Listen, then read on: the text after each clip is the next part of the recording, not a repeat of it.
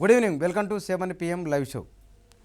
Telangana bill అసెంబ్లీకి చేరుకున్నది. ఇన్ని రోజులుగా బిల్లు పెట్టాలని తెలంగాణ ప్రాంతానికి సంబంధించి అన్ని పార్టీలు డిమాండ్ చేస్తున్నాయి. కానీ బీఏసీ నిర్వహించకుండా, అన్ని పార్టీలతో సంప్రదించకుండా చర్చ ఎలా చేస్తారని మిగతా సీమాంధ్ర ప్రాంతానికి సంబంధించిన నాయకులు డిమాండ్ చేశారు. వారు కోరుకున్నట్టుగానే ఇవాళ బీఏసీ జరిగింది. కానీ బీఏసీని కూడా బహిష్కరించి కొన్ని పార్టీలు బయటకు వచ్చాయి. మరో రకమైన చర్చను తెరపైకి తీసుకొస్తున్నాయి. ఇవాళ వాస్తవానికి తెలంగాణ బిల్లు బిజినెస్ సంబంధించిన అంశంపైన చర్చ చేద్దాం. ఈ చర్చలో పాల్గొనేందుకు బీజేపీ నాయకులు నరహరి వేణుగోపాల్ రెడ్డి గారు, అదేవిధంగా తెలుగుదేశం నాయకులు లక్ష్మణ గారు మన దగ్గర ఉన్నారు. ముందుగా లక్ష్మణ గారు, తెలుగుదేశం పార్టీకి సంబంధించిన సీమాంధ్ర ప్రాంతానికి సంబంధించిన నాయకులు బీఏసీ నిర్వహించకుండా ఇంత కీలకమైన బిల్లును చర్చకు ఎలా పెడతారని ప్రశ్నించారు. ఇవాళ బీఏసీ నిర్వహించిన తర్వాత బయటకు వచ్చి ఇది సమగ్రంగా లేదని, కేంద్ర ప్రభుత్వం సహేతుకంగా చేయలేదని, ఇది అసలు భారత ప్రజాస్వామ్యానికి సంప్రదాయాలకే విరుద్ధం అనే విధంగా మాట్లాడుతున్నారు. వీటిని ఎట్లా అర్థం చేసుకోవాలి? ఇప్పుడు తెలుగుదేశం పార్టీలో రెండు ప్రాంతాల వారు ఉన్నటువంటి వాళ్ళందరూ కూడా బీఎస్సీకి వెళ్ళారు.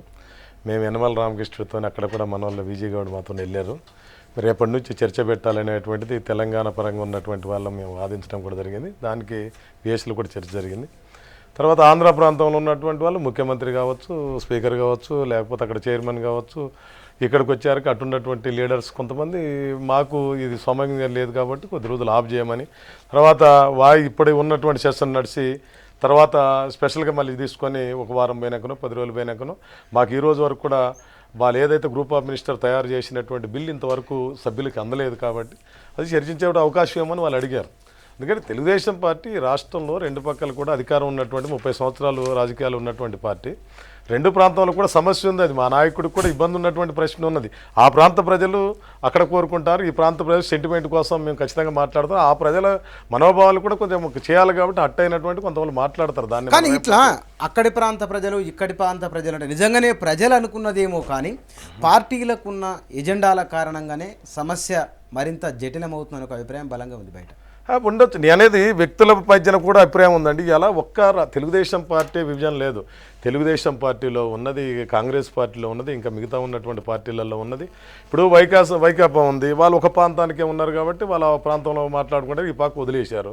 టీఆర్ఎస్ ఉంది, ఈ పక్క ప్రాంతంలో ఉన్నటువంటిది. ఇప్పుడు బీజేపీ నాయకత్వం ఇప్పుడు రెడ్డి గారి గింట వచ్చారు కదా, వాళ్ళు కూడా ఏమంటారంటే అక్కడ కూడా కొంత న్యాయం చేయాలి, సమన్వయం చేయాలి, వారికి కూడా ఉన్నటువంటి సమస్యలు తీర్చాలి. తెలుగుదేశం పార్టీ కూడా నేను కోరికది ఏంటంటే తెలుగుదేశం పార్టీ కూడా ఆ ప్రాంతంలో కూడా పార్టీ ఉన్నటువంటి పార్టీని ఒకరోజే వదిలేసుకొని ఒక పక్కన ఉండేటువంటి పార్టీ కాదు. కానీ తెలంగాణ ప్రజల మనోభావాలకు అనుగుణంగా తెలుగుదేశం పార్టీ నడుస్తుంది. ఖచ్చితంగా ఈ బిల్లుపై చర్చ. ఓకే సార్, లక్ష్మణ గారు, వేణుగోపాల్ రెడ్డి గారు, నిజంగానే తెలుగుదేశం పార్టీ రెండు ప్రాంతాల్లో ఉంది కాబట్టి రెండు ప్రాంతాల్లో పార్టీని బతికించుకోవాలి కాబట్టి ఇటు అటు రెండు సెంటిమెంట్లను గౌరవిస్తున్నాం అంటున్నారు. రెండు గౌరవిస్తాం. ఇప్పుడు రాజకీయ పార్టీలు బ్రోకరేషాలు అయ్యేది ఏ పార్టీ అయినా కూడా పార్టీ పాలసీ రెడ్డి గారు అట్లయితే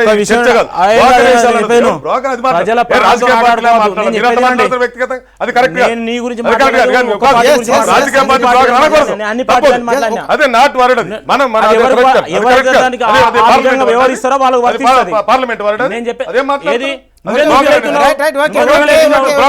ఏ పార్టీ అయినా చెప్తున్నా మీరు మాట్లాడినప్పుడు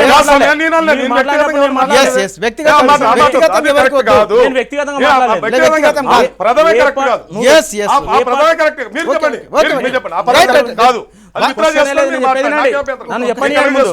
అసెంబ్లీ కాదు, మీరు మాట్లాడిన అవసరం అయితే మీరు చెప్తే మాట్లాడకుండా మీరు మాట్లాడితే ఎట్లా?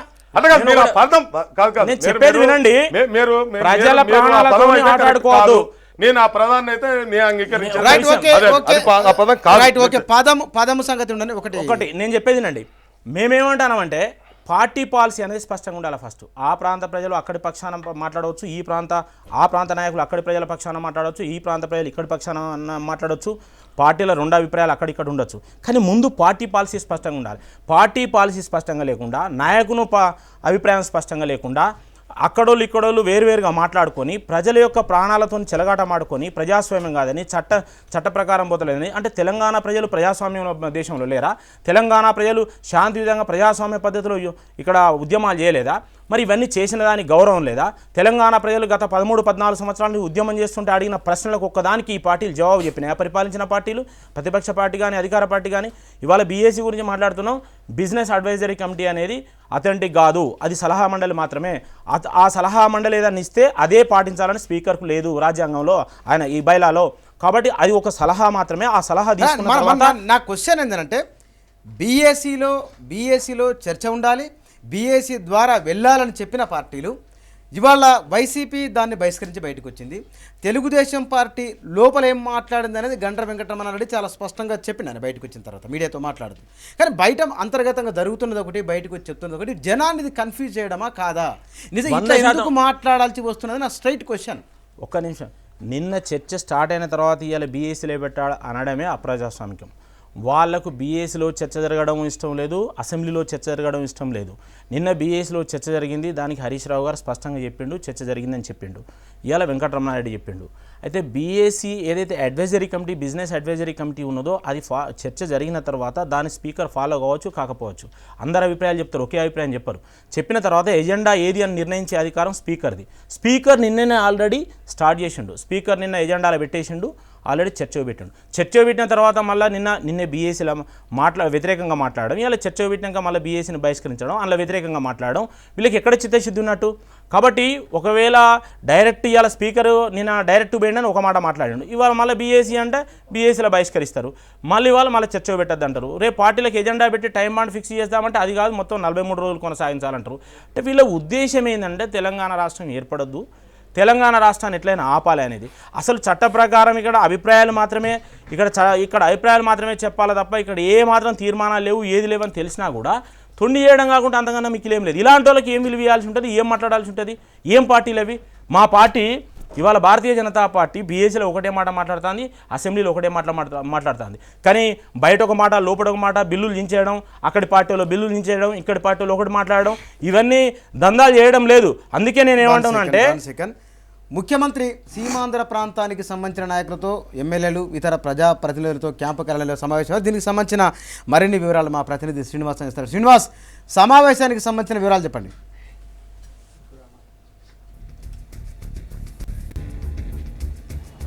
నిన్న కూడా సీమాంధ్ర మంత్రులతో ముఖ్యమంత్రి క్యాంప్ ఆఫీసులో సమావేశం నిర్వహించడం జరిగింది. టీ బిల్లు తర్వాత అసెంబ్లీలో వ్యూహంపై కూడా పూర్తి స్థాయిలో నిన్న మంత్రులందరితో పాటు ఒకరిద్దరు ఎమ్మెల్యేలు కూడా నిన్న ఈ సమావేశానికి హాజరయ్యారు. పూర్తి స్థాయిలో చర్చించిన అనంతరం ఈ రోజు మరొకసారి సీమాంధ్ర ప్రాంతానికి సంబంధించినటువంటి మంత్రులు, ఎమ్మెల్యేలు, ఎమ్మెల్సీలతోటి ఈ రోజు కూడా సమావేశం కావడం జరిగింది. ప్రధానంగా అసెంబ్లీలో టీ బిల్లు తర్వాత టీ బిల్లు అంశంపై చర్చలో ఏ విధంగా మంత్రుల యొక్క తమ అభిప్రాయాలను చెప్పాలనేటువంటి విషయంపై ప్రధానంగా చర్చిస్తున్నారు. ఎందుకంటే నిన్న మంత్రులతో మాత్రమే మీటింగ్ అయినటువంటి పరిస్థితి ఉంది. కాబట్టి ఈ రోజు కూడా మిగతా ఇటు ఎమ్మెల్యేలకు, ఎమ్మెల్సీలకు పూర్తి స్థాయిలో ఏ అంశాల మీద మనం చర్చించాల్సినటువంటి ఒక చర్చకు వస్తే కనుక ఏ అంశాలను మనం ఏ విధంగా చర్చించాలనేటువంటి అంశం ప్రధానంగా ఈ రోజు క్యాంప్ ఆఫీసులో సమావేశం అయ్యారు. ప్రధానంగా ఇప్పటికే దాదాపుగా 97 మందికి పైగా 97 మంది ఎమ్మెల్యేలు ఉన్నారు. వారికి సంబంధించినటువంటి కాంగ్రెస్ ఎమ్మెల్యేలు, సీమాంధ్ర ప్రాంతానికి 45 వరకు ఎమ్మెల్సీలు ఉన్నారు. దాదాపుగా మంత్రులు కూడా 21 మంది ఉన్నారు. అయితే 21 మందిలో కొంతమంది మంత్రులు హాజరు కాలేదు, కొంతమంది ఎమ్మెల్యేలు హాజరు కాలేదు. అయినప్పటికీ కూడా పూర్తి స్థాయిలో మెజార్టీ వరకు కూడా సీమాంధ్ర ప్రాంతానికి సంబంధించినటువంటి ప్రజాప్రతినిధులు హాజరు కావడం జరిగింది. అయితే రేపు జరిగేటువంటి చర్చలో ఏ విధంగా వ్యవహరించాలనేటువంటి ప్రధాన విషయంతో పాటు ముఖ్యమంత్రికి ఇప్పటికే హోంశాఖ కార్యదర్శి నుంచి ఒక లేఖ అందింది. ఆ లేఖలో 13కు సంబంధించిన 13 ఉన్నటువంటి క్లాజులపై కూడా మీరు చర్చించేటప్పుడు ఓటింగ్ అడగొచ్చు స్పీకర్ని అనేటువంటి ఒక లెటర్ మాకు అందింది. కాబట్టి దానిపైనే మేము ఎమ్మెల్యేలతో చర్చిస్తున్నామనేటువంటి ఇప్పటికే ముఖ్యమంత్రి చెప్పున్నారు. కాబట్టి దీనిపై కూడా ఏమన్నా ఓటింగ్ అడిగేటువంటి అవకాశం ఉంటుందా అనేటువంటి అభిప్రాయాలు కూడా ఎమ్మెల్యేలు, ఇటు మంత్రులు, ఎమ్మెల్సీలు వారి మధ్య చర్చకు వచ్చినట్టుగా తెలుస్తుంది.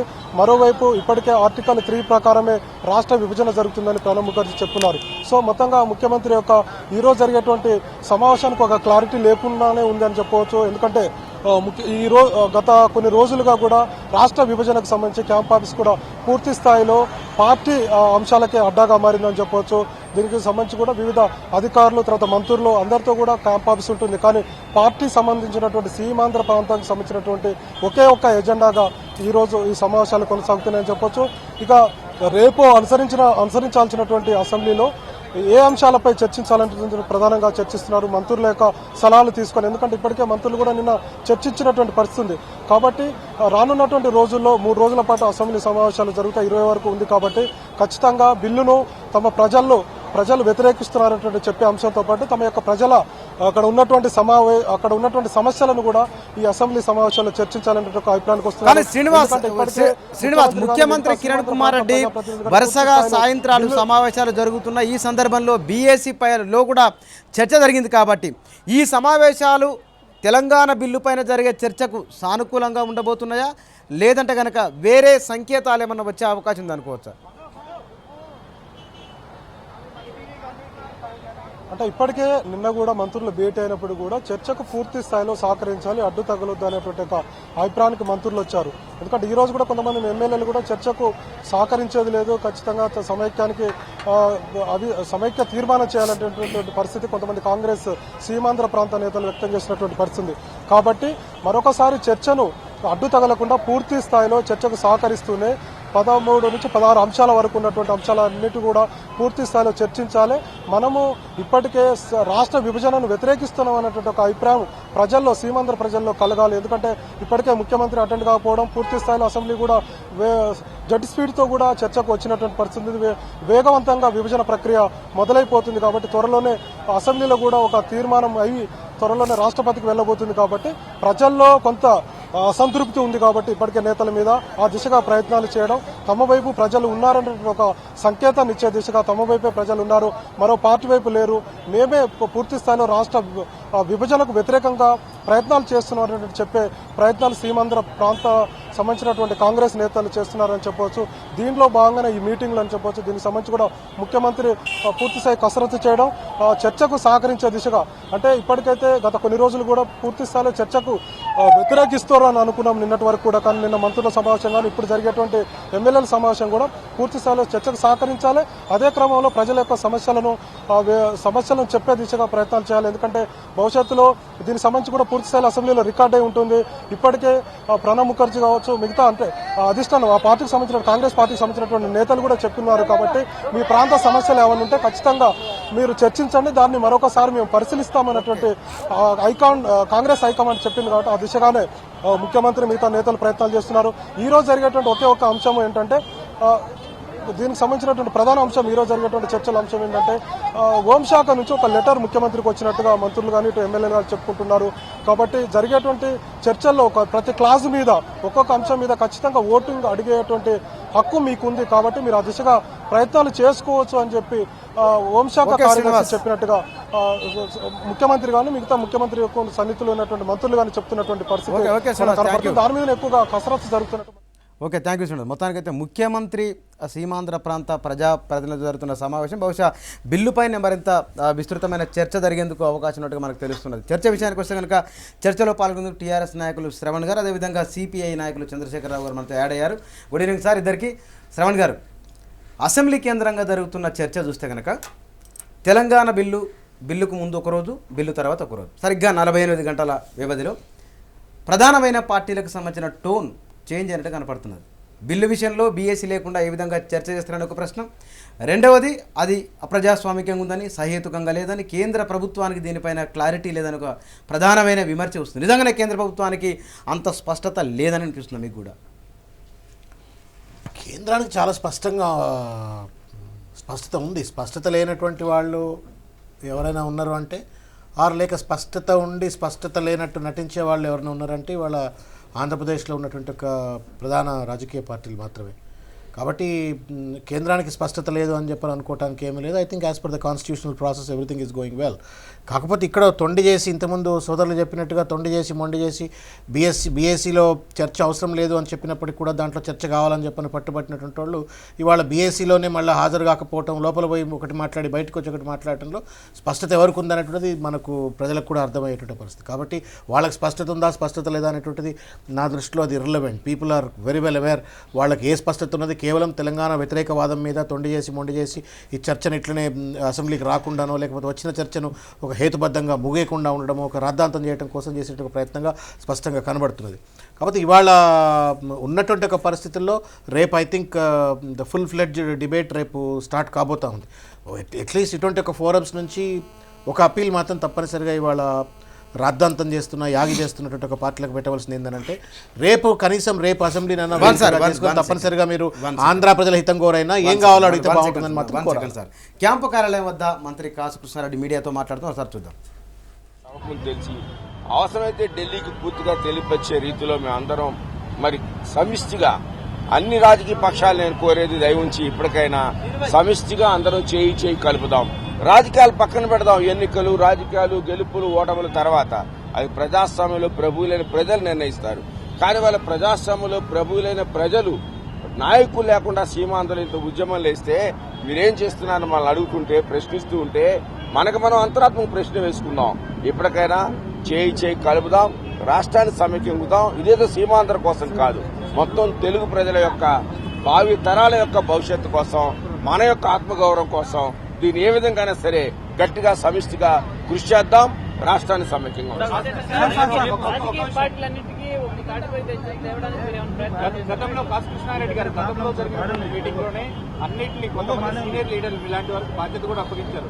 కానీ ఈ రోజు జరిగినటువంటి బీఏసీ సమావేశంలో ఏ పార్టీ వాళ్ళు ఆ పార్టీ వర్షం తీసుకోవడం వల్లనే రేపటి నుంచి చర్చ ప్రారంభమైనటువంటి విమర్శలు కూడా వైఎస్ఆర్ కాంగ్రెస్ వాళ్ళు చేస్తున్నారు.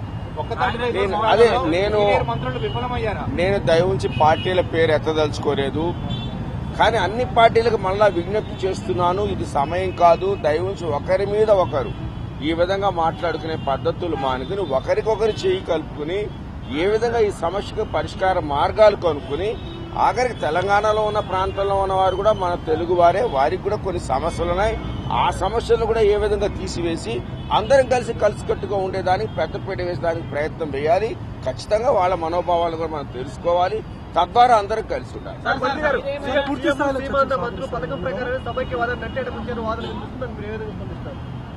సీఎం గారు ఎప్పుడు కూడా ఆ విధంగా చేయలేదు. నిన్న ఉదాహరణకు ఆయన జ్వరం వచ్చింది. సీఎం అయితే మనిషి కాదా?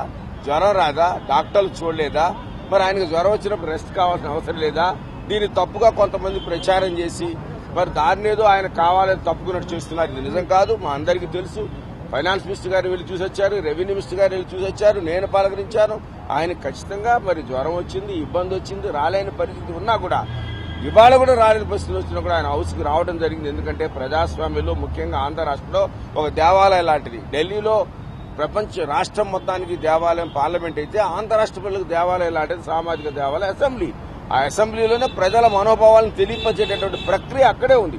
బయట మొత్తానికి చేయి కలిపి రాష్ట్రాన్ని సమైక్యంగా ఉంచాలనే విషయంపై చర్చించినట్టుగా తన అభిప్రాయాన్ని కాసు కృష్ణారెడ్డి గారు వ్యక్తం చేశారు. సిపిఐని సార్ లక్ష్మణ గారు, చంద్రశేఖరరావు గారు, కమ్యూనిస్టు పార్టీలు ఇవాళ ఉన్న క్రూషియల్ సందర్భంలో వ్యవహరించాల్సిన తీరుగా లేదా మిగతా 10 ఏళ్ల కింద 20 ఏళ్ల కింద మాట్లాడినంత తీరుగా అంత సమరశీలంగా ఇప్పుడు కనిపిస్తలేరు. ఆ రోల్ లేదు అసెంబ్లీలో. కనీసం పార్టీలు 2-3 విధాలుగా మాట్లాడుతున్నా సరే దాన్ని కౌంటర్ చేయలేకపోతున్న ఒక బలమైన ఒక ఆరోపణ ఉంది. మీరు దీంతో ఏకీభవిస్తారా, లేదంటే కనుక ఎట్లా సమర్థించుకుంటారు? ఆరోపణ చేసేటువంటి వాళ్ళ యొక్క అవగాహన మీద ఆధారపడి ఉంటుంది. ఈ ప్రత్యేకించినటువంటి ఈ విషయానికి సంబంధించేసి ప్రత్యేక రాష్ట్ర ఏర్పాటుకు సంబంధించినటువంటి విషయంలో ఖచ్చితంగా నిర్ద్వందంగా అటు ప్రజలతోటి ఇటు అసెంబ్లీ కౌన్సిల్లోనూ కూడా కలిసి ప్రత్యేక తెలంగాణ కోసంగా స్థిరంగా నిలబడినటువంటి పార్టీ కమ్యూనిస్ట్ పార్టీ. దాని మీద ఇంతవరకు ఎవరు సందేహాలు కానీ లేదా ప్రశ్నలు కానీ ఇంతమటికి ఎవరికి రాలేదు. అయితే దీనికి సంబంధించినటువంటి విషయంలో మేము మరింత చొరవగాను మరింత తీవ్రంగాను లేకపోతే క్రియాశీలకంగాను లేవనేటువంటి అభిప్రాయం ఎవరికైనా కలిగితే దానికి వారు తిరిగి పరిశీలన చేసుకోవాల్సినటువంటి అవసరం ఉన్నది. కానీ మా వైఖరిలో మార్పు లేదు. చట్టసభలో వైసీపీ టీడీపీ నాయకులు మాట్లాడిన వాటిని, ఇరు ప్రాంతాలకు సంబంధించిన నాయకులు మాట్లాడిన వారిని ఎట్లా అర్థం చేసుకోవాలి? అవగాహన ఉండే అవగాహన లేకని అంతర్గత ఎజెండాను. ఇప్పుడు సమస్య ఒకటి ఉందండి మన రాష్ట్రంలో. ఏమున్నదంటే పార్టీలు మాత్రం పేరు ఉన్నాయి, కానీ పార్టీల్లో ఉన్నటువంటి వ్యక్తులు ప్రాంతాల వారీగా, ఒక్కోసారి వ్యక్తుల వారీగా లేదా ఒక్కోసారి గ్రూపుల వారీగా ఈ సమస్య మీద వారి వైఖరిలో తీవ్రమైనటువంటి విభేదాలు ఉన్నటువంటి నేపథ్యం ఉన్నది. తెలంగాణ రాష్ట్ర ఏర్పాటుకు సంబంధించినటువంటి విషయంలో ఒక్క భారతీయ జనతా పార్టీ, భారత కమ్యూనిస్ట్ పార్టీ కోర్స్ టీఆర్ఎస్ అంటే అక్కడ దిక్కు లేదు కాబట్టి దాని గురించి అది ప్రత్యేకించి పుట్టిందే ప్రస్తావించిన దానికోసం అవసరం కాబట్టి లేదు. సమస్య లేదు. పుట్టినా పెరిగినా దానికి అక్కడేమి దాని ఏజెండానే మెయిన్ ఇది లేదు కాబట్టి వాళ్ళకి వాళ్ళు ఒకటే ఉన్నారని చెప్పాల్సిన అవసరం లేదు. ఒకటి ఉండదాన్ని తప్పితే వేరే మార్గం లేదు వాళ్ళకి. మిగిలినటువంటి పార్టీలు అనేదో 2-3 లెక్కలు వేసుకుంటే కాదు, కానీ అటు కాంగ్రెస్ పార్టీ కానీ, టీడీపీ కానీ, వైఎస్ఆర్సీపీ కానీ ప్రధానమైనటువంటి రాజకీయ పక్షాలుగా ఉన్నాయి. ఈ ప్రధానమైనటువంటి రాజకీయ పక్షాలు భిన్నమైనటువంటి వైఖరులను వితిన్ ది పార్టీలోనే కలిగి ఉండటం వలన మన రాష్ట్రంలో ఏర్పడినటువంటి ఈ సంక్షోభానికి ప్రధానమైనటువంటి కారణము. వాడు సమైక్యంగా ఉండాలని అందరూ కోరుకున్నా అదొక పద్ధతే, లేదు విడిపోవాలని వాళ్ళందరూ కోరుకున్నా అదొక పద్ధతే, లేదా ఒక పార్టీ అటు కోరుకొని ఒక పార్టీ ఇటు కోరుకున్నా అదొక పద్ధతే. కానీ ఈ పార్టీలు రెండు వైపులా ఉన్నటువంటి నాయకత్వం, రెండు భిన్నమైనటువంటి వైఖరులు తీసుకోవడం అనేటువంటిది మన రాష్ట్రానికి ఏర్పడినటువంటి అత్యంత ఒక అన్యాయమైనటువంటి ఏ రాజకీయ పార్టీని గురించి కానీ, ఏ ప్రజాస్వామిక వ్యవస్థను గురించి కానీ ఒక రాజకీయ పార్టీగా ఆ రాజకీయ పార్టీ చెప్పుకునే పరిస్థితి లేకున్నటువంటి పరిస్థితి ఉన్నది.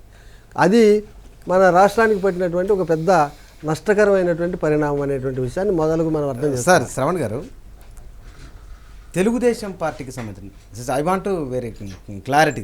వాస్తవానికి వాళ్ళ కమ్యూనిస్టు పార్టీలు పక్కనే ఉన్నా సరే వారి వాదాన్ని లేదా ఇట్లా పద్ధతి కాదనో లేదా ఒక మాటనో మాట్లాడి వదిలేస్తున్నారు తప్ప ఒక సీరియస్ విషయాన్ని ఇవాళ ఉన్న చాలా ఈ సందర్భం చాలా కీలకమైంది రెండు ప్రాంతాలకు సంబంధించిన ప్రజలకు. తెలుగుదేశం పార్టీ ప్రధాన ప్రతిపక్షంగా ఉన్న పార్టీ, ఇవాళ ఆ పార్టీ నాయకులు మాట్లాడుతున్న మాటలు, వైసీపీ నాయకులు మాట్లాడుతున్న మాటలు సీమాంధ్ర ప్రాంతానికి ఇవి మేలు చేసేవా, లేదంటే కనుక ఆ పార్టీల ఉనికిని కాపాడుకునే విధంగా చేసేవా? ఒకటి విస్పష్టంగా చెప్పుకోవచ్చు. ఇంతకుముందు వారు చెప్పినట్టుగా వారు అంత హార్ష్ వర్డ్ వాడలేకపోయినారు, కానీ నేను I don't want to hesitate to use that word. ఇమ్మారల్గా వ్యవహరిస్తూ ఉన్నాయి ఈరోజు. ఒక భావ ప్రకటన స్వేచ్ఛ అనేటువంటి ఒక రాజ్యాంగబద్ధమైన హక్కును పూర్తిగా కూడా మిస్యూటిలైజ్ చేసేసి ఈరోజు మేము ఏం చెప్పినా చెల్లుబాటు అవుతుంది అనేటువంటి ఒక రీతిలో ఒక ఇమ్మోరల్గా వ్యవహరిస్తూ నిన్న ఒకటే స్థానం నుంచి ప్రెస్ మీట్లో ఒక పార్టీ, తెలుగుదేశం పార్టీకి సంబంధించిన ఒక నాయకులేమో అద్భుతమైనటువంటి ఒక ప్రజల విజయం అని చెప్పని అమరవీరులకు జోహార్లు అర్పిస్తారు. అదే పార్టీకి సంబంధించిన ఇంకొక నాయకుడేమో దాన్ని ఏదో పర్ర చించిందాన్నే చించి 100 సార్లు చించుకుంటా ఒక దురహంకారంగా కింద పడేసేటువంటి పరిస్థితి. ఏమర్థం చేసుకోవాలా? ఆ పార్టీ నాయకుడేమో లోపల మళ్ళీ ఆయన కార్యాలయంలో అదే అసెంబ్లీలో కూర్చొని ఉంటాడు. అంటే ఇదంతా కూడా ఒక హైట్ ఆఫ్ హిపోక్రసీగా స్పష్టంగా కనబడుతుంది. సరే, అది వాళ్ళకు ఉన్నటువంటి ఒక విఘ్నత అని పక్కకు పెట్టేయచ్చు. ఇది పూర్తిగా కూడా ఆంధ్ర ప్రాంత ప్రజలకు మాత్రం లాభం చేసేది కాదు. ఎందుకంటే ఈ బుల్లెట్ నేను చాలాసార్లు చెప్పినాం, బుల్లెట్ ఈజ్ ఫైర్ అయిన బుల్లెట్ టార్గెట్ తగులుతుంది తప్ప మళ్ళీ వెనుకకు వచ్చి క్యాటరీజ్లో కూర్చోదు. అట్లాగే తెలంగాణ ఏర్పాటు ప్రక్రియ మొదలైంది, రాజ్యాంగబద్ధమైన ప్రక్రియ మొదలైంది. ఇది పార్లమెంట్లో బిల్లు ప్రవేశపెట్టేంత వరకు ఈ ప్రక్రియ అనేటువంటిది ఆగదు. కాబట్టి ఇవాళ అసెంబ్లీ వేదికగా బిల్లుపై చర్చకు వచ్చినప్పుడు మొదలేమో చర్చ జరగొద్దు, అసలు ఆ బిల్లే రావద్దు, 40 రోజులు వాడుకుంటామని అన్నారు, చదవలేదు అని చెప్పని మాట్లాడినారు.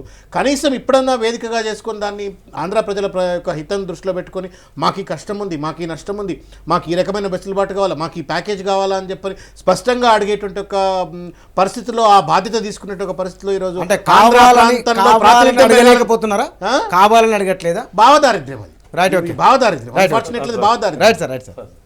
ఇప్పుడు ఖచ్చితంగా బీఏసీలో తీసుకున్నటువంటి నిర్ణయానికి ఖచ్చితంగా రేపు డిబేట్లో మేము పాల్గొంటాం, చర్చిస్తాం. ఆంధ్ర ప్రాంతంలో ఉన్నటువంటి సమస్యలు కానీ, లేదా ఉమ్మడి రాజధాని విషయంలో కానీ, ఏదైతే గ్రూప్ ఆఫ్ మినిస్టర్స్ ఇచ్చినటువంటి నోట్ ఏదైతే క్యాబినెట్ నోట్ ఉందో దాని మీద అంశాల వరకు ఏమేమైతే ఉన్నాయో అన్నీ కూడా ఎవరికాలు స్టడీ చేసుకొని ఖచ్చితంగా ఇప్పుడు ఆంధ్ర ప్రాంతానికి కావాల్సిన సమస్యలు మొదటి రోజు ఇంతకుముందు కూడా ఫస్ట్ ఎప్పుడైతే గ్రూప్ ఆఫ్ మినిస్టర్ ఫామ్ అయ్యి చెప్పినప్పుడు కూడా చంద్రబాబు నాయుడు గారు ఫస్ట్ చెప్పినటువంటి పరిస్థితి ఉంది. కానీ మేము చెప్తా ఉన్నాం, మాకున్నటువంటి పరిస్థితిలో ఈ రాష్ట్రంలో సూరిగావు 15 సంవత్సరాల అధికారంలో 30 సంవత్సరాల రాజకీయాలలో రెండు పక్కల కూడా ఉన్నటువంటి లీడర్స్ కావచ్చు, ప్రజలు కావచ్చు, మమ్మల్ని నమ్ముకున్నటువంటి వాళ్ళు కాబట్టి కొన్ని సమస్యలు ఉన్నాయి. ఉన్నప్పుడు మనం కూడా ఇప్పటి వరకు తెలంగాణకు కావాల్సినప్పుడు ఆయన లెటర్ ఇచ్చినప్పుడు కానీ ఇంకో దానికి కానీ వాళ్ళు ఇచ్చుకుంటూ వస్తూ ఉన్నాడు. రేపు డిబేట్లో కూడా ఖచ్చితంగా ఆయన చర్చల్లో పాల్గొంటాడు. ఇవాళ బీఎస్సీలో కూడా మీరు పోయి మీ వాదన ఖచ్చితంగా ఆయన ఉండాలని. ఒక క్వశ్చన్ సార్ మీకు. సాయంత్రం పయ్యావుల కేశవ్ గారు మీడియాతో మాట్లాడుతూ కేంద్ర ప్రభుత్వం నుండి సరైన సమాధానం వచ్చే వరకు సభను అడ్డుకుంటాం, ఒక స్టేట్మెంట్. రెండవది, బిల్లు పైన కేంద్రం వివరించే తీరు సహేతుకంగా లేదు. మూడో పాయింట్ అని చెప్పింది స్పష్టత లేదు. ఈ మూడు నిజంగానే శ్రవణ్ గారు చెప్పినట్లుగా లేదా చంద్రశేఖరరావు గారు చెప్పినట్టుగా మీ పార్టీకి స్పష్టత లేదు, మీరు సహేతుకంగా లేరా లేదా కేంద్రమే అట్లా? కాకపోతే కేశవ్ గారికి స్పష్టత లేకపోవచ్చు కానీ మాకు స్పష్టత ఉంది. పార్టీలో నేను చెప్తున్నా, పార్టీలో డివిజన్ ఉంది, వ్యక్తుల మధ్యన డివిజన్ ఉంది, ప్రాంతాల మధ్యన డివిజన్ ఉన్నమాట వాస్తవం. అన్ని రకాలుగా అన్నిట్లో డివిజన్ ఉంది. దాన్ని ఒక్కొక్కటి సమకూర్చుకుంటూ వచ్చి తప్పకుండా తెలంగాణకు అనుకూలంగా తెలుగుదేశం పార్టీ కట్టుబడి ఉంటుంది, చర్చలో పాల్గొంటుంది. తెలంగాణ ప్రజల పక్షాన మేము పోరాడతాం, మా నాయకుడు ఖచ్చితంగా దానికి అనుకూలంగా ఉంటాడు అనేటువంటి అంటే అనేక ఒత్తిళ్ళు ఆయనకు వచ్చినప్పటికీ, అనేక ఇబ్బందులు ఉన్నప్పటికీ, ఎంతమంది ఒత్తిడి చేసినప్పటికీ తెలంగాణకు ఆయనకు వ్యతిరేకం కాదు. ఇచ్చినటువంటి సందర్భంలో కాకపోతే ఒక రాజకీయ పార్టీగా, ప్రతిపక్ష పార్టీగా కొన్ని అప్పీల్ చేశాం. మీరు రెండు పక్కల ఉన్నటువంటి జేఏసీలను కూర్చోబెట్టి ఒకసారి మాట్లాడండి, లేకపోతే విద్యార్థులను కూర్చోబెట్టి మాట్లాడండి. అనేక సార్లు కేంద్ర ప్రభుత్వానికి విన్నవిస్తే కనీసం మా ఒక్క మాట కూడా మాట్లాడినటువంటి పరిస్థితిలో కొన్ని సమస్యలు ఉన్నటువంటి పరిస్థితి ఉంది. ఆయన పైన కూడా ఒత్తిడి ఉంటుంది. నువ్వు ఈ రాష్ట్రానికి ముఖ్యమంత్రిగా చేసిన 9 సంవత్సరాలు ప్రతిపక్ష నాయకుడుకున్నావు, అనేక రకాల మేము ఆదుకున్నాం, మాకు వచ్చినటువంటి మరి సమస్యలు కొన్ని ఉన్నాయి, అవి చర్చించకుండా నువ్వు ఓకే అంటే మరి ఆయనకు కూడా ఉంది. ఒక పక్క పార్టీని ముంచుకొని ఇప్పుడు టీఆర్ఎస్ ఉంది, శ్రావణ్ అన్న ఉన్నాడు, వాళ్ళు ఒక ప్రాంతం ఒక ఉద్యమం కోసం వచ్చినటువంటి వాళ్ళ పొరలే. ఇప్పుడు బీజేపీ వాళ్ళు కూడా ఉన్నారు, సిపిఐ వాళ్ళు. ఇప్పుడు బీజేపీ వాళ్ళకి అటు పక్క నుంచి ప్రాతినిధ్యం లేదు కాబట్టి కొంచెం ఇబ్బంది లేదు అసెంబ్లీలో. ఇప్పుడు ప్రాతినిధ్యం రెండు పక్కలు ఉంది కాబట్టి ఇబ్బంది ఉంది. సిపిఐ పార్టీ కూడా ఒక పక్కన ఉంది. చంద్రశేఖర్ గారు మీ అందరం కలిసి ఉంటాం, ఒక బెంచ్లోనే ఉంటాం, ఒక బెంచ్ పెట్టి మీ అందరం కూడా అడగని తెలంగాణ విషయంలో మేము ఏ విధంగా పోరాడుతానో దాని తక్కువ నుంచి మా పార్టీ అక్కడ ఉన్న లీడర్ మీద పోడు. అయితే ఇక్కడ ఉన్నటువంటి సమస్య ఏంటంటే అక్కడ ఉన్నటువంటి ప్రాంతం యొక్క దాంట్లో సమస్య ఉన్నది తప్ప వ్యక్తిగతంగా దానికి ఖచ్చితంగా చంద్రబాబు నాయుడు గారిని తెలంగాణకు అనుకూలంగా డిబేట్లో చర్చలు చేసేటువంటి కార్యక్రమం మేము తెలంగాణ అందరం తెలంగాణ వదలు ఎక్కడ ఉన్నది. అన్న లక్ష్మీనారాయణ అన్న మాట్లాడిన దాంట్లో రెండు నాకు స్పష్టత ఇవ్వాల్సిన అవసరం ఉంది. మీరు రెండు ప్రాంతాల్లో మా పార్టీ ఉంది కాబట్టి పార్టీ మనుగడను కాపాడుకోవటం కోసం మేము అక్కడ ఇక్కడ మాట్లాడతాం అనటం సబబా ఒకటి. రెండవది, పార్టీ రెండు ప్రాంతాల్లో మనుగడ కొనసాగించడం ముఖ్యమా, రెండు ప్రాంతాలలో ఉన్న ప్రజలు అన్నదమ్ముల లెక్క మనుగడ కొనసాగించడం ముఖ్యమా అనేటువంటిది దయచేసి విజ్ఞతతో ఉన్నటువంటి ఒక పెద్దలు చెప్పాలి. మూడవ ప్రశ్న ఇంకొకటి నేనేమంటున్నానంటే, పార్టీలు ఇవాళ ఉంటే రేపు పోతాయి, మనం ఇవాళ ఉంటాం రేపు పోతాం. 1000 సంవత్సరాలు ఉండడానికి ఎవరం పుట్టలే, 1000 సంవత్సరాలు ఉండే రాజకీయ పార్టీలు బహుశా ఉంటాయో ఉండవో కూడా తెలియదు. కానీ ఇవాళ మన ఎగ్జిస్టెన్స్ కోసము, మనము పదవులను కాపాడుకోవడం కోసము, మన పార్టీని కాపాడుకోవడం కోసము రెండు ప్రాంత ప్రజలను ఉత్కంఠకు గురి చేసి దాయాదులుగా మార్చేటువంటి ఒక వాతావరణం తయారు చేయడం మాత్రం రాజకీయ పార్టీలకు సరిపోదు. ఈ ప్రాంతం, తెలంగాణ ప్రాంతం నష్టపోయింది, కష్టపోయింది, రకరకాలుగా అడగదొక్కబడ్డామని చెప్పన్నారు, దాన్ని ఒప్పుకున్నారు, లేఖలు ఇచ్చినటువంటి వాళ్ళు ఈ మధ్య లాస్ట్ 1 వీక్ పెద్దలు చంద్రబాబు నాయుడు గారి యొక్క ప్రెస్ మీట్లు కనుక మీరు చూసినట్టయితే వారిలో ఉన్నటువంటి ఒక డబుల్ స్టాండర్డ్ ఏదైనా స్పష్టంగా కనబడుతుంది. అయినా వారికి నమ్మకం ఉంది. ఇవాళ ఎర్రబల్ దయాకర్ రావు గారు మాట్లాడుతూ మా చంద్రబాబు నాయుడు గారే లేఖ చేయటం బట్టే ఈ తెలంగాణ ఇడిదాకా వచ్చిందని చెప్తున్నారు. ఆ పక్కన ఇంకొక చించేస్తా ఉన్నాడు, ఇంకొక సుప్రీంకోర్టు పోయి పయావుల కేసు వేసిన ఆయనే, ఢిల్లీలో పోయి దీక్షలు చేసింది వాళ్ళే, తర్వాత ప్రెస్ మీట్లు పెట్టి అట్లా చేస్తారు తెలుగు జాతి పై యుద్ధ విమానం పంపుతారని మాట్లాడింది వాళ్ళే. కాబట్టి ఈ చర్చ I think sir it is gone beyond now. టీడీపీయా వైఎస్ఆర్సీపీయా అనేటువంటి ఒక సిచ్యువేషన్ దాటిపోయింది. ఇవాళ అసెంబ్లీలో ఆంధ్ర ప్రాంత ప్రజలకు ఏం కావాలా అని చెప్పని ఆంధ్ర పార్టీలు అడిగే పరిస్థితి, తెలంగాణ ప్రాంత ప్రజలకు ఏ రకమైనటువంటి ఒక వెసులుబాటు కల్పించాలా, బిల్లులో ఉన్నటువంటి ఏం సమ్మతం అనే చర్చ మాత్రమే ఉన్నది. అలా I don't think anybody is taking very serious about the existence of these so called parties when they are very clearly decided they want to confine to Andhra.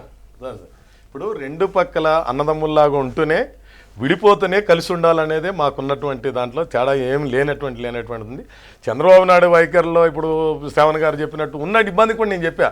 రెండు పక్కల అటు ఉన్నటువంటి నాయకత్వం, ఎవరైతే ఎమ్మెల్యేలు ఉన్నారో, ఎంపీస్ ఉన్నారో, వచ్చేటువంటి ఫోర్సు, ఆయనని చేసేటువంటి ఒత్తిడి, ఆయన సీమాంధ్ర ప్రాంతం నుంచి ఉన్నటువంటి చిత్తూరుకు ప్రాంతానికి ఉన్నటువంటి వ్యక్తి, లోకల్ ప్రజల తరపు నుంచి కూడా వచ్చిన ఇబ్బందులలో కొంచెం నేను అనేది ఏంటంటే, ఆయన బ్యాలెన్స్ చేసి ఖచ్చితంగా తెలంగాణకు అనుకూలంగా మనం లెటర్ ఇచ్చాం, దానికి కట్టుబడి ఉండాలని ఈ రోజు వరకు ఉన్నాడు, రేపు కూడా ఉంటాడు. రేపు కూడా చర్చల్లో సీమాంధ్ర ప్రజల యొక్క మనోభావాలకు అనుకునే తెలంగాణకు ఎక్కడ అడ్డుపడేటువంటి సమస్య లేదు. దానికి మీ తెలంగాణ తెలుగుదేశం పార్టీ అందరం కట్టుబడి ఉన్నాం. శ్రావణ్ గారు అన్నట్టు ఇక్కడ ఇన్ రెస్పెక్ట్ ఆఫ్ పార్టీస్ తెలంగాణలో మొన్న విలేకరులు అందరూ కూడా ఇక్కడ జర్నలిస్ట్ ఫోరం ఏర్పాటు చేసిన దాన్ని కూడా మీ అందరం కూడా సీమాంధ్ర ప్రాంతానికి సంబంధించిన తెలుగుదేశం నాయకులు లింగారెడ్డి గారు కూడా మనకు లైవ్లో యాడ్ అయ్యారు. లింగారెడ్డి గారు, తెలంగాణ బిల్లు పైన రేపటి నుంచి జరగబోయే చర్చలు వాస్తవానికి సీమాంధ్ర ప్రజల సమస్యలపైన, వారికి ఉన్న భయానుమానాలపైన చర్చించేందుకు తెలుగుదేశం పార్టీగా సీమాంధ్ర ప్రాంతానికి సంబంధించిన నాయకులుగా మీరు సిద్ధంగా ఉన్నారా, లేదంటే కనుక కాంగ్రెస్ పార్టీ వ్యక్తం చేస్తున్న అభిప్రాయాలనే మీరు వ్యక్తం చేస్తారా? ఇప్పుడు మొదటి నుంచి మేము చెప్తున్నాం, ఇప్పుడు విభజన అనేది ఒక సమస్య, విభజన పర్యవసానంగా వచ్చేటువంటి సమస్యలను పరిష్కరించడం అనేది మరొక సమస్య. ఇప్పుడు చాలా సందర్భాలలో సీమాంధ్ర ప్రజలు భయపడాల్సిన పని లేదు. మీకున్నటువంటి అనుమానాలకు కానీ, అవసరాలకు కానీ, భయాందోళనలకు కానీ, భవిష్యత్తులో మీ యొక్క భద్రత విషయంలో అన్ని విషయాలకు కూడా బిల్లులో పరిష్కారం చూపుతామని చెప్పడం జరిగింది.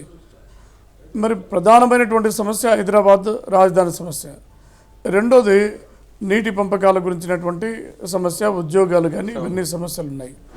కానీ ఈ అన్నిటికీ పరిష్కారం చూపుతామని చెప్పినటువంటి ఈ కేంద్ర ప్రభుత్వము బిల్లులో హైదరాబాదు మరి రాజధాని విషయం, ప్రత్యామ్నాయంగా రాజధానికి ఏం చేస్తామని చెప్పి అసలు రాజధాని పేరు లేకుండా బిల్లులో పెట్టడం జరిగింది. ఇది మనం చూస్తున్నాం. ఈరోజు కర్ణాటక వాళ్ళతో కానీ, మహారాష్ట్ర వాళ్ళతో కానీ, కృష్ణా జలాల విషయంలో బ్రిజేష్ కుమార్ ట్రిబ్యునల్లో తీర్పు కానీ, లేదంటే గోదావరి పైన బాబ్లీ లాంటి అక్రమ ప్రాజెక్టులు కానీ ఇవన్నీ మనం చూస్తున్నాం. మరి ఆ ప్రాజెక్టులకు సంబంధించినటువంటి ఈ రెండు నదులకు సంబంధించినటువంటి నీటి వాటాల యొక్క కనీస ప్రస్తావన కూడా లేకుండా, మరి ఏ ప్రాంతానికి ఏ ప్రాజెక్టుకు ఎన్ని నీళ్ళు వస్తాయనేటువంటి విషయం మరి ప్రస్తావించకుండా, ఈ రెండూ లేకుండా ఓకే అంటే మీరు వ్యక్తం చేస్తున్న వాటిలలో హైదరాబాదు, నదీ జలాలు, ఈ రెండు విషయాలు మాట్లాడుతుంది. నిజంగానే ఇవి పరిష్కారం లభించినంతగా లేదా కేంద్ర ప్రభుత్వం వీటిని పరిష్కరించినంతగా అంత జటిలంగా కనబడుతున్నాయా? పరిష్కారం కాదు, అసలు దాని ప్రస్తావనే లేదు అసలు. ఇప్పుడు పరిష్కారం బిల్లు చదివినండి లింగారెడ్డి గారు, మీరు బిల్లు మొత్తం చదివినా సార్? నేను బిల్లు మొత్తం అంతా చదివినాను. ఎక్కడే కానీ ఈ రాజధాని గురించినటువంటి ప్రస్తావన లేదు, నీటి విషయాన్ని గురించి ప్రస్తావన లేదు. మేము నిపుణుల కమిటీ వేస్తాము. ఈ తెలంగాణ రాష్ట్రం ఏర్పాటైన తర్వాత ఆ రోజు నుంచి 45 రోజుల లోపల నిపుణుల కమిటీ ఇస్తుంది. దాని తర్వాత పరిష్కారం చేస్తామని చెప్పి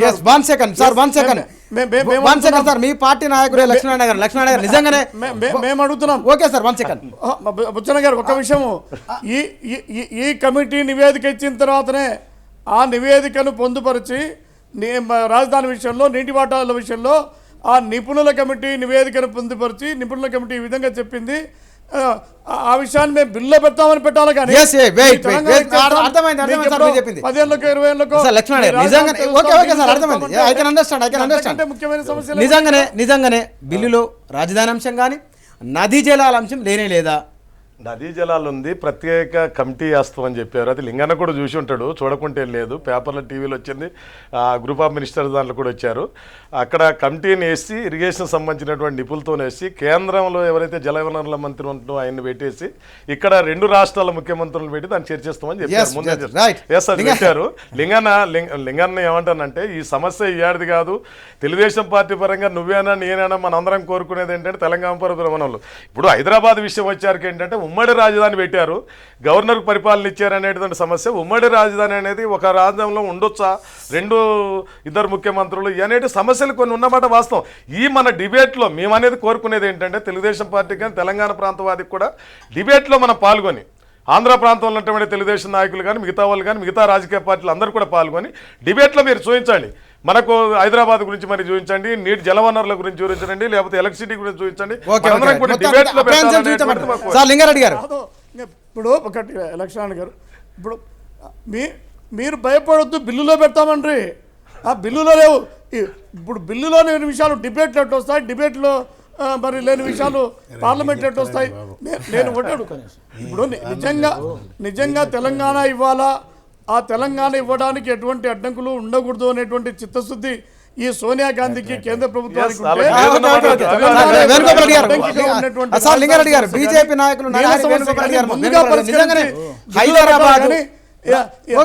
ఇప్పుడు లింగారెడ్డి గారు మాట్లాడింది నాకు అర్థం కాలేదు, ఆంధ్రప్రదేశ్ ప్రజలకు కూడా అర్థం కాలేదు. నేను అంటాను, ఎందుకంటానంటే ఆయన బిల్లు చదివినాక కూడా కావాలని మాట్లాడుతుంటే అర్థమవుతుంది. 45 రోజులల్లో రాష్ట్ర రాజధాని ఏర్పాటు కొరకు బిల్లులో చెప్పడం జరిగింది. 45 రోజులు మీరు మాట్లాడినప్పుడు నేను మాట్లాడలే.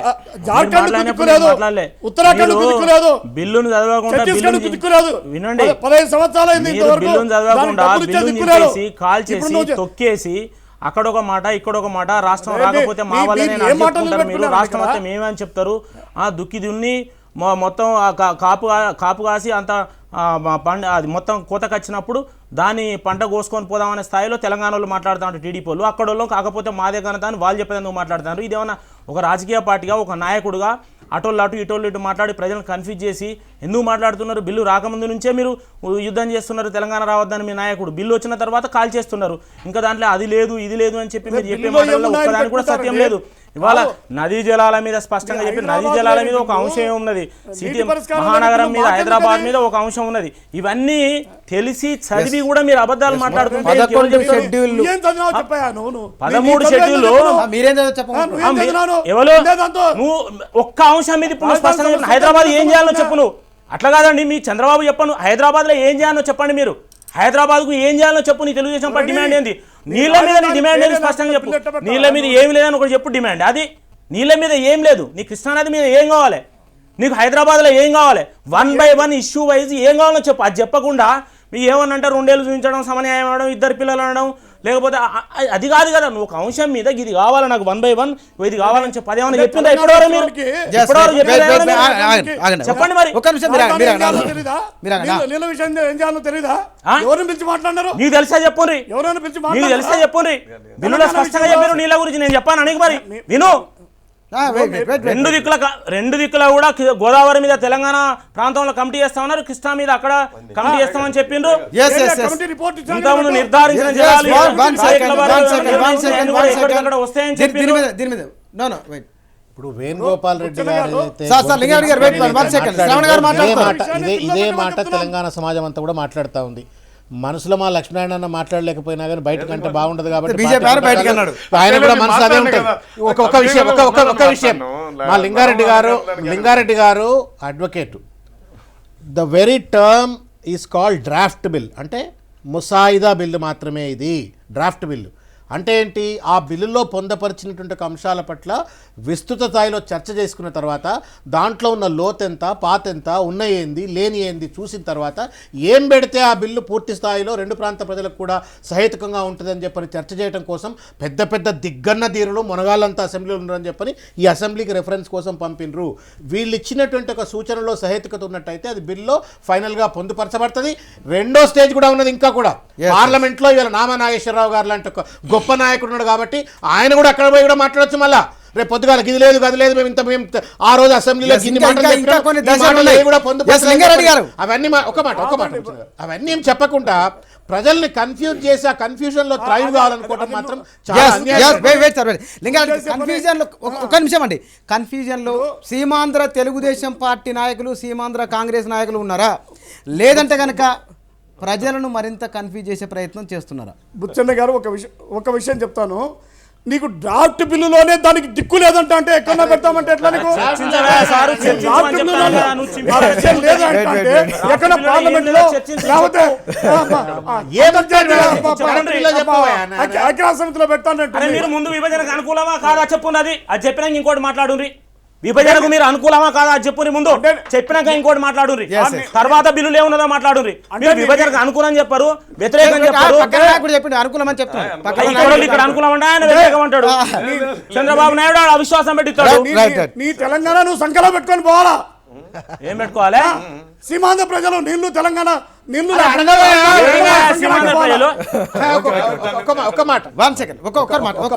జస్ట్ అక్కడ సిపిఐ నాయకులు, ఎందుకంటే తెలంగాణ రాష్ట్ర సమితి బీజేపీ, మీరు చెప్పండి. ఇప్పుడు ప్రస్తుతం రాష్ట్రంలో ఈ రాష్ట్ర ఏర్పాటు గురించి ఉన్నటువంటి స్టేజ్ ఏదైతే ఉన్నదో, అభివృద్ధి దశ ఏదైతే ఉన్నదో, మనం చేస్తున్నటువంటి చర్చ ఏదైతే ఉన్నదో ఉల్టా ఉన్నాయి. కరెక్ట్. అంటే అసెంబ్లీ ఉల్టా ఉందా, అంటే ప్యానల్ ఉల్టా ఉందా? మనుషులు ఉల్టా ఉన్నారు, ప్రతినిధులు ఉల్టా ఉన్నారు, కావాలని ఉల్టా చేస్తున్నారు. మందిని మీకు ఉల్టా చేసేదానికి వాళ్ళ తెలివితేటలు ప్రయోగిస్తూ ఉన్నారు. మంది చాలా హుషారున్నారు, ఇవన్నీ నడవై అనేటువంటి విషయం త్వరలో తెలుస్తుంది. కానీ మనం ప్రజల్ని ఎడ్యుకేట్ చేయాల్సిన అవసరం ఉన్నది. రాష్ట్రపతి మేము విస్తృత సంప్రదింపులు జరిపిన మీదట తెలంగాణ రాష్ట్రం ఇవ్వడానికి ప్రభుత్వం నిర్ణయించింది.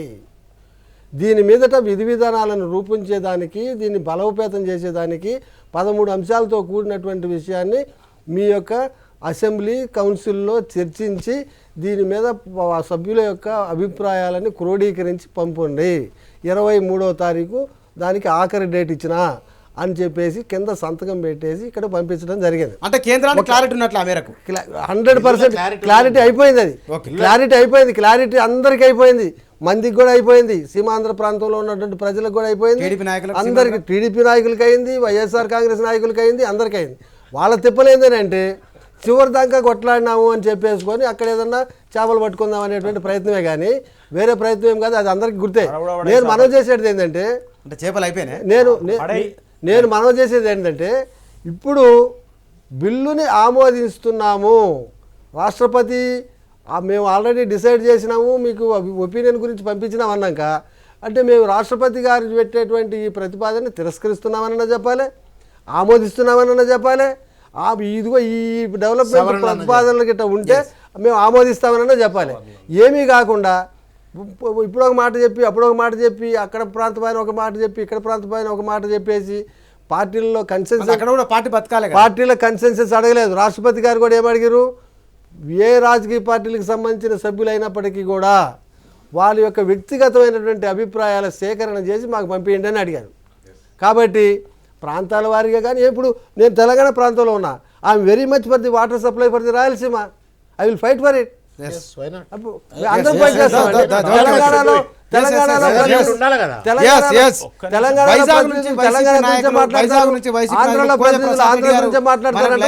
ప్రసాద్ రెడ్డి గారు సార్, గుడ్ ఈవినింగ్ అండి.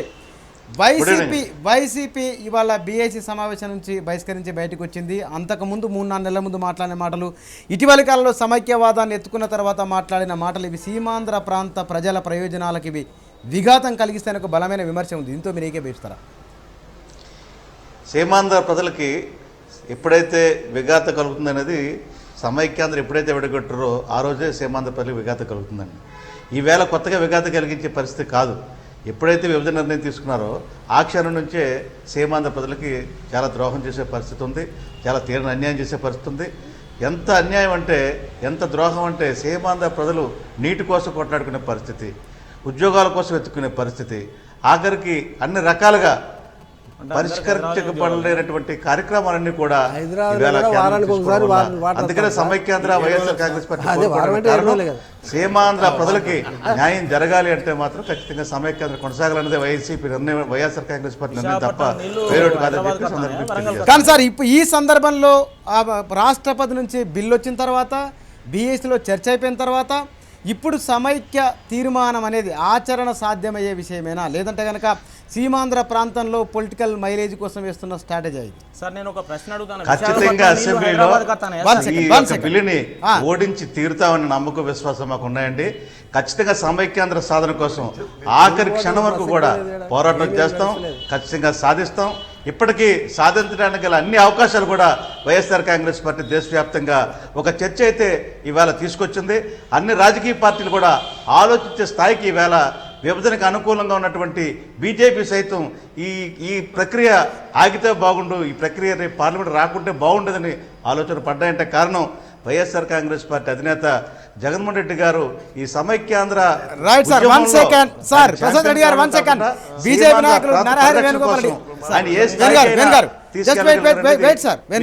బీజేపీ నాయకులు వేణుగారు మాట్లాడుతున్నారు. ఆయన ఎవరో ఆయన ఏమైనా సోయిండు మాట్లాడుతాడా? జాతీయ నాయకులు మాట్లాడిండ్రు. ఆయన నిన్న మొన్న రాజ్నాథ్ సింగ్ ను ప్రతిపక్ష నాయకులు తెలంగాణ బిల్లు వస్తే సపోర్ట్ చేస్తామని ఆయన విశాఖపట్నంలో నాకు తెలియదు. కాబట్టి బీజేపీ ఆయనకి ఎవరు చెప్పిండ్రు, ఏ నాయకులు చెప్పిండ్రు? మా రాష్ట్ర అధ్యక్షుడు ఇవన్నీ సోయిలేని మాటలు మాట్లాడద్దు. ఇప్పుడు నీకు నీళ్ళ గురించి తెలియదు, నీకు పట్టణం గురించి తెలియదు, నీకు ఏ తెలియదు, ఇంకా ఆపుతాం అని చెప్తున్నావు. ఎక్కడ ఆపుతావు?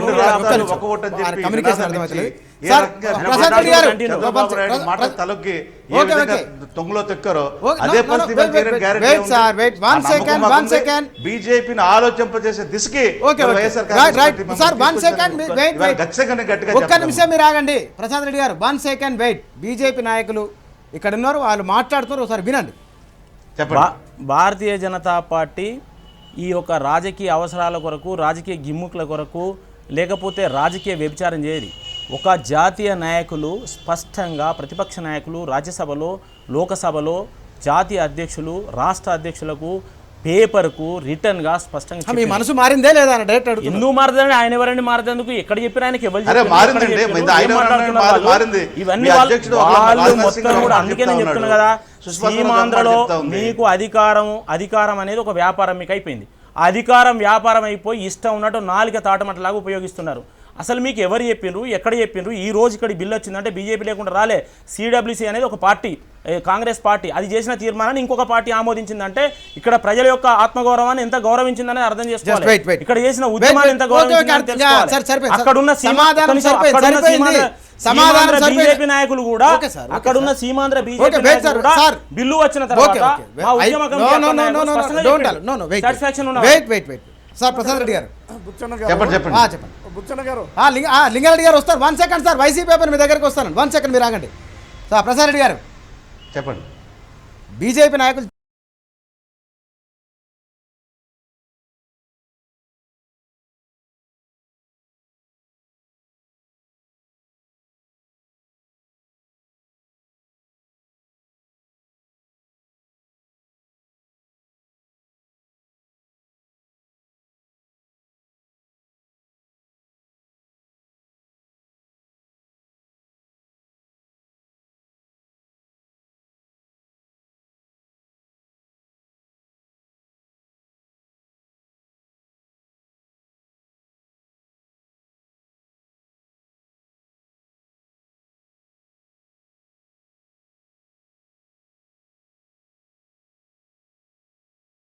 తెలంగాణ ప్రజల ఆత్మగౌరవాన్ని గుర్తించింది కాబట్టే బిల్లు ఇక్కడ దాకా రాగలిగింది. వెనక్కి వెళ్ళే ప్రసక్తి లేదు, వెళ్ళబోం అంటున్నారు. గతంలో బీజేపీ అనుభవపూర్వకంగా మనం చూసామండి. ఒక ఓటు 2 రాష్ట్రాలు అని చెప్పి చంద్రబాబు నాయుడు మాట విని మేము తెలంగాణ ఇవ్వలేకపోని చెప్పి సాక్షాత్ అద్వానీ గారు ప్రకటించిన పరిస్థితి మనం విన్నాం. బీజేపీని నమ్మదగ్గ పార్టీ కాదనేది ప్రతి ఒక్కరు తెలిసిన విషయమే. ఈవేళ బీజేపీ అధ్యక్షుడు రాజ్నాథ్ సింగ్ గారు చెప్తున్న మాటలు కానివ్వండి, లేదా అధికార ప్రతినిధి జవదేకర్ గారు చెప్తున్న మాటలు కానీ ఏ విధంగా ఉన్నాయి, సుష్మా స్వరాజ్ గారు ఏ విధంగా చెప్తా ఉన్నారు, ఏ విధంగా చంద్రబాబు నాయుడు తోటి వాళ్ళు మంత్రాలు చెప్తా ఉన్నారు, ఇవన్నీ కూడా మనకి రాబోయే రోజుల్లో మనకు సుష్మా స్వరాజ్ లింగారెడ్డి గారు మీరు ఏమంటున్నారు? 1 సెకండ్ ప్రసాద్ గారు. ప్రతి ఒక్క సీటు కూడా మీ వాయిస్ అర్థమైంది ప్రసాద్ రెడ్డి గారు. 1 సెకండ్ టైం ఇవ్వండి. అదైతే నాకైతే పూర్తి నమ్మకం ఉంది. అందులో ఏమాత్రం అనుమానం లేదండి. బీజేపీ చిత్తశుద్ధి గురించి మనం గొప్పగా చెప్తాం. లింగారెడ్డి గారు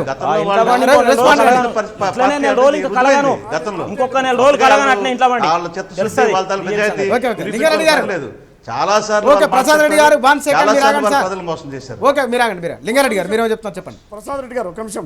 ఇప్పుడు బీజేపీతో చంద్రబాబు నాయుడు గారు కలిసి తిరుగుతున్నారని చెప్పి ఆయన చెప్తున్నాడు. జగన్మోహన్ రెడ్డి గారు ఏం చెప్పినారు? నేను 2-3 రోజుల కింద చూడండి, బీజేపీతో పోయేదానికి కూడా మాకు అభ్యంతరం లేదంటున్నాడు ఆయన. ఆయన సోనియాతో పోయినాడు ఇంతవరకు, రేపు బీజేపీతో పోతాడు, లేకపోతే ఇంకో మమతాతో పోతాడు, ములాయంతో పోతాడు, మాయావతితో కూడా పోతాడు. అట్లా మేము పోలేం. ఎందుకంటే మేము మొదటి నుంచి కూడా ఈ భారతదేశంలో కాంగ్రెస్ పార్టీకి బద్ధ శత్రువుగా, జాతి వైరవంగా మరి పుట్టినటువంటి పార్టీ ఈ కాంగ్రెస్ పార్టీ.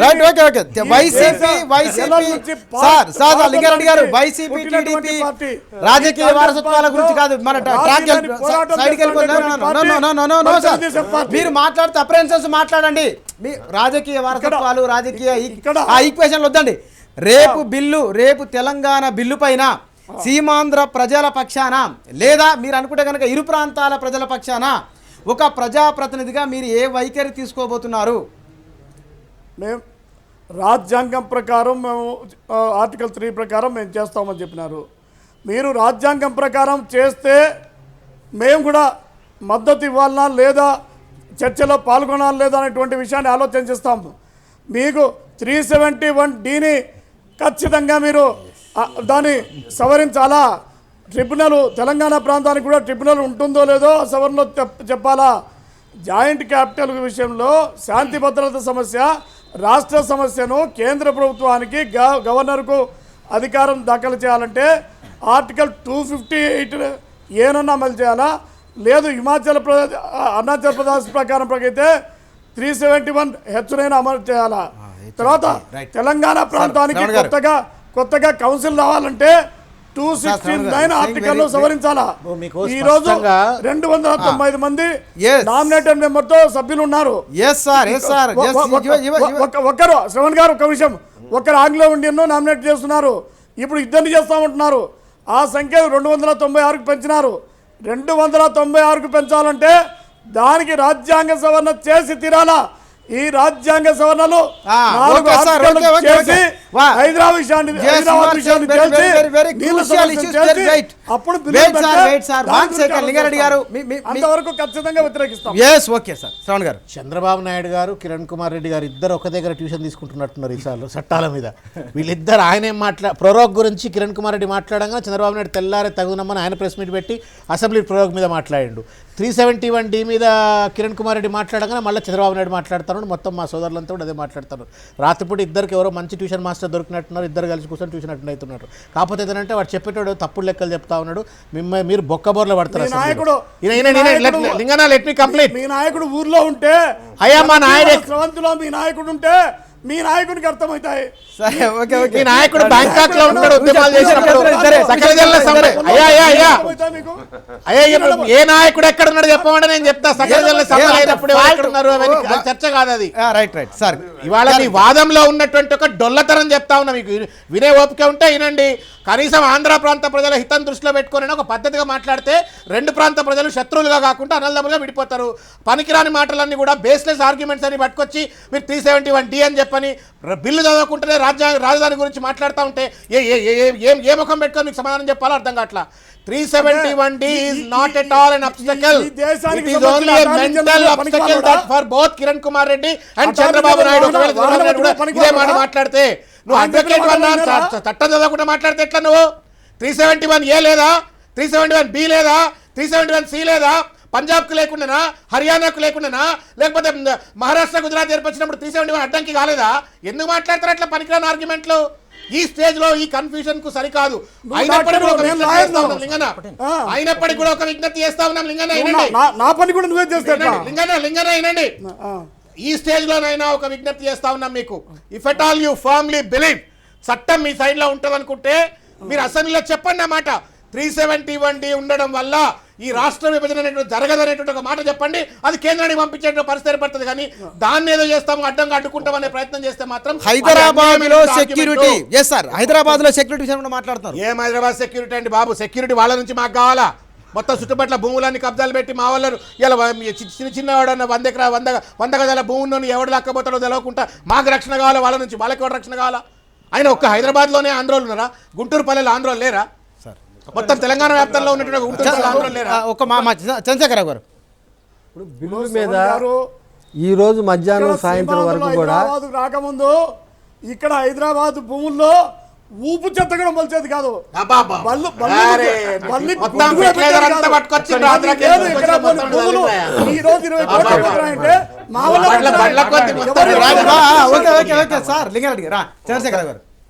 ఇప్పుడు ఈ బిల్లుకు సంబంధించినటువంటి విషయాన్ని, రాష్ట్ర ఏర్పాటుకు సంబంధించినటువంటి విషయాన్ని, బిల్లులో ఉన్నటువంటి వివిధ అంశాల మీద అభిప్రాయాలు సేకరణ చేసేటువంటి ప్రాసెస్ని ఆపి దీన్ని పక్కకు చేసే దానికోసంగా అనేక ప్రయత్నాలు చేసి అవన్నీ విఫలమైపోయి అంచెలంచెలుగా మెట్టు మీదకి వెళ్ళి వచ్చేసి ఈ రోజున అన్ని రాజకీయ పార్టీలు కూడా రేపటి సంధి బిల్లు గురించి చర్చించేదానికి ఒక స్థూలమైనటువంటి ఏకాభిప్రాయం రావడమే ఒక గొప్ప విజయం.